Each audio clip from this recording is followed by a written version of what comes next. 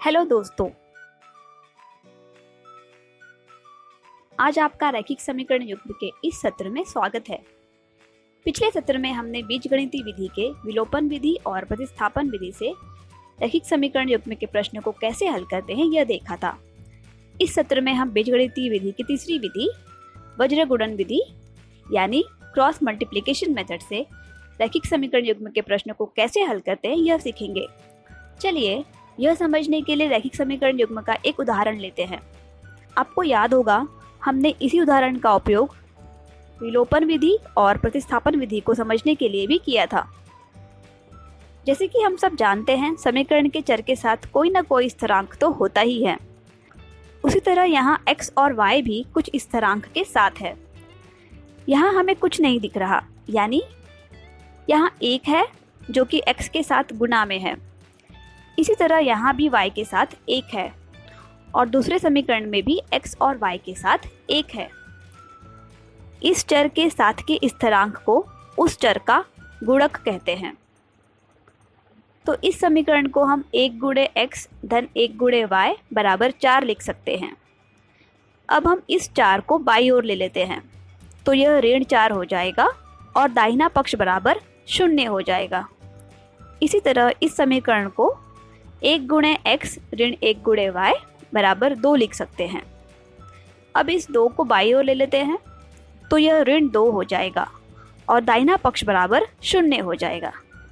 चलिए x के गुणक को a1 और a2 नाम देते हैं और y के गुणक को b1 और b2 नाम देते हैं तथा स्थिरांक को c1 और c2 नाम देते हैं। तो a1 बराबर 1, b1 बराबर 1, c1 बराबर ऋण 4 और यहाँ a2 बराबर 1, b2 बराबर ऋण 1 तथा c2 बराबर ऋण 2 है। हम इन सूत्रों का उपयोग कर x और y के मान इन दोनों समीकरण से निकाल सकते हैं। चलिए समझते हैं यह सूत्र हमें कैसे मिला। तीनों के लिए हमारे पास 3 पद है। x के लिए हमारे पास यह है, y के लिए यह और स्थिरांक के लिए यह है। तो दोस्तों यहाँ प्रश्न यह आता है कि इतने बड़े सूत्रों को हम किस तरह याद रख सकते हैं। तो इसे याद रखने के लिए हमारे पास एक आसान सा ट्रिक है। चलिए हर एक भाग को अलग अलग समझते हैं। चलिए हम x पद से शुरुआत करते हैं। आप देख सकते हैं हमारे पास x के नीचे ये पद है। आप देख सकते हैं दोनों समीकरण में x के गुणक a1 और a2 है, पर x के नीचे x का कोई भी गुणक नहीं है, यानी आपको a1 और a2 x के नीचे नहीं दिख रहा है। तो हमें यह कैसे मिला? तो a1 और a2 को छोड़कर हमारे पास दूसरे स्थिरांक है b1 b2 और c1 c2।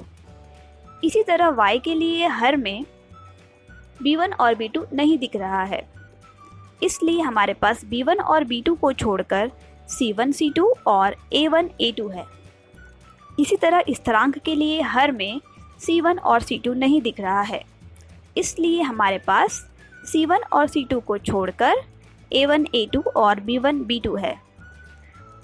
हमें सूत्र याद रखने के लिए इस आयोजन यानी अरेंजमेंट को याद रखना होगा।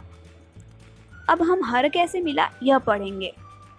इस b1 का गुणा c2 में हुआ तो हमें b1 c2 मिला और इस b2 का गुणा c1 में हुआ तो हमें b2 c1 मिला। इसके बाद इन्हें घटाया गया। इसी तरह c1 का गुणा a2 में हुआ तो हमें c1 a2 मिला और c2 का गुणा a1 में हुआ तो हमें c2 a1 मिला और वापस इन्हें घटाया गया। इसी तरह a1 का गुणा b2 में हुआ तो हमें यह पद मिला और a2 का गुणा b1 में मिला तो हमें यह पद मिला और इन्हें घटा दिया गया। आप देख सकते हैं पदों का हर में वज्र गुणन हो रहा है, इसलिए इसे वज्र गुणन विधि कहते हैं। अब हमें समझ आ गया है कि इस सूत्र को कैसे याद रखना है, जिसके लिए हमें इस आयोजन यानी अरेंजमेंट को याद रखना होगा। अब हम यह देखेंगे कि इस सूत्र का उपयोग करके x और y का मान कैसे निकालते हैं।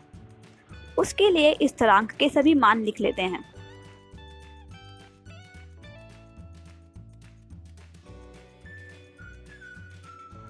हमारे पास सभी के मान यहाँ है। चलिए सूत्र के पहले पद से शुरुआत करते हैं। तो x बटे, तो हमारे पास b1 c2 है, तो b1 का मान 1 और c2 का मान ऋण 2 है, ऋण c1 b2, तो c1 का मान ऋण 4 है और b2 का मान ऋण 1 है।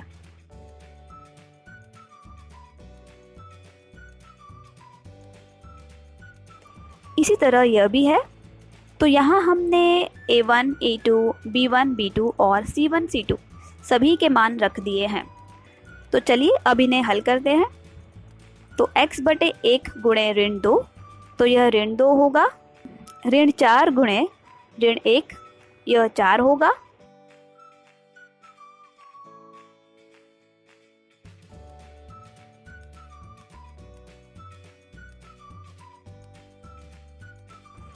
y बटे ऋण 4, ऋण और ऋण धन हो जाएगा, इसलिए यह धन 2 हो जाएगा। इन्हें आगे हल करने पर हमें x बटे ऋण 6 और यहाँ y बटे ऋण 2 और 1 बटे ऋण 2 मिलता है। यहाँ हम देख सकते हैं तीनों पद एक दूसरे के बराबर हैं। तो चलिए दो पदों को एक साथ लेते हैं। चलिए x पद और स्थिरांक पद को साथ में लेते हैं पहले, इसके बाद y पद और स्थिरांक पद को लेंगे। तो चलिए x पद से शुरुआत करते हैं। तो यह x बटे ऋण 6 बराबर 1 बटे ऋण 2 है, इसलिए हमें x बराबर ऋण 6 बटे ऋण 2 मिलता है। तो हमें यहाँ x का मान 3 मिला।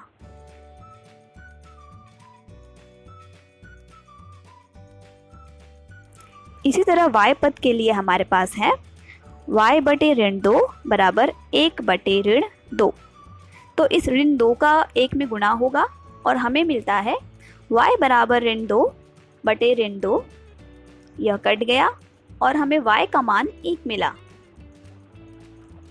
तो दोस्तों हमें विलोपन विधि और प्रतिस्थापन विधि से भी x और y के यही समान मान मिले थे।